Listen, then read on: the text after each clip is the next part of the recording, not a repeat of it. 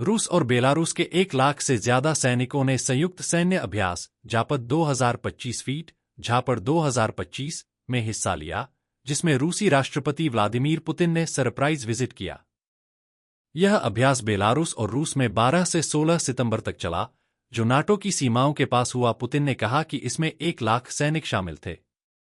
लेकिन यह अभ्यास नाटो देशों को चिंतित कर रहा है, खासकर पोलैंड में रूसी ड्रोन गिराए जाने के बाद।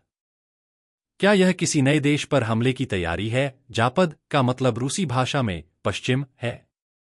यह रूस और बेलारूस का हर 4 साल में होने वाला बड़ा संयुक्त सैन्य अभ्यास है। इसका उद्देश्य दोनों देशों की यूनियन स्टेट की रक्षा क्षमता का परीक्षण करना है। अभ्यास में सैनिक हमले का सामना करने, खोई हुई जमीन वापस लेने और सीमाओं की सुरक्षा का अभ्यास करते हैं। यह पहला जापद अभ्यास है जो 2022 में यूक्रेन पर रूस के पूर्ण आक्रमण के बाद हो रहा है।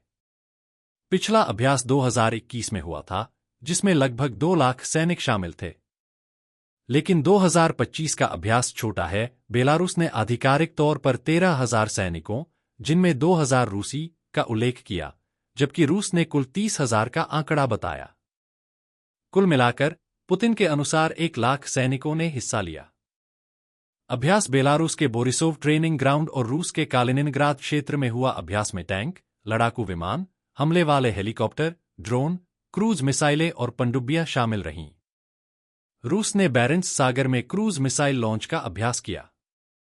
बेलारूस के रक्षा मंत्री विक्टर क्रेनिन ने कहा कि अभ्यास युद्ध जैसी स्थितियों में होगा। पुतिन ने 15 सितंबर को बेलारूस के बोरिसोव में सरप्राइज विजिट की। उन्होंने कहा कि अभ्यास रूस बेलारूस के सैन्य सहयोग को मजबूत करता है। लेकिन यह विजिट नाटो को चेतावनी देने जैसी लगी।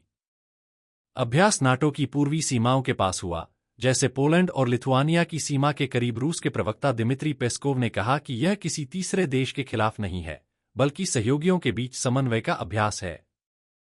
विशेषज्ञों का कहना है कि जापद अभ्यास हमेशा तनाव बढ़ाने का जरिया रहा है। 2021 के अभ्यास के कुछ महीनों बाद ही रूस ने यूक्रेन पर हमला किया था। कई सैनिक बेलारूस से ही यूक्रेन में घुसे थे। 2025 में भी यूक्रेन युद्ध के बीच यह अभ्यास रूस की ताकत दिखाने का प्रयास लगता है। बेलारूस ने कहा कि अभ्यास में न्यूक्लियर हथियारों के इस्तेमाल का प्रशिक्षण होगा। रूस का नया ओरेशनिक मिसाइल सिस्टम का अभ्यास किया गया। यह मिसाइल 2025 के अंत तक बेलारूस को दी जाएगी, लेकिन रूसी नियंत्रण में रहेगी। बेलारूस ने ओएससीई यूरोपियन सिक्योरिटी संगठन के 56 देशों को पर्यवेक्षक बनने का न्योता दिया, जिसमें नाटो देश भी शामिल हैं। अभ्यास में सैनिकों ने पश्चिमी आक्रमण का सामना करने का सिमुलेशन किया। रूस ने कहा कि यह रक्षात्मक अभ्यास है, लेकिन पश्चिमी विशेषज्ञों का मानना है कि यह आक्रामक तैयारी हो सकती है। अभ्यास से नाटो के पूर्वी सदस्य देशों में हाई अलर्ट है। पिछले हफ्ते पोलैंड में रूसी ड्रोन गिराए गए थे, जो रूसी यूक्रेन हमलों के दौरान सीमा पार कर गए।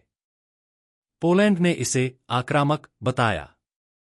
पोलिश प्रधानमंत्री डोनाल्ड टस्क ने सीमा बंद करने का ऐलान किया, कहा कि यह द्वितीय विश्व युद्ध के बाद ओपन कॉन्फ्लिक्ट का समय है। पोलैंड ने 40,000 सैनिक तैनात किए। लिथुआनिया, लातविया और एस्टोनिया ने हवाई क्षेत्र प्रतिबंध लगाए। नाटो ने अतिरिक्त जेट्स भेजे। पोलैंड के इंटीरियर मंत्री मार्सिन कियरविंस्की ने कहा कि सीमा तब खुलेगी जब खतरा न रहे। बेलारूस ने पोलैंड पर जासूसी के आरोप लगाए, जिससे तनाव बढ़ा। बेलारूस के राष्ट्रपति अलेक्जेंडर लुकाशेंको ने अभ्यास को कम महत्व दिया और पश्चिम के साथ तनाव कम करने का संकेत दिया। उन्होंने 52 राजनीतिक कैदियों को रिहा किया, जो ट्रंप प्रशासन के साथ बातचीत का नतीजा था।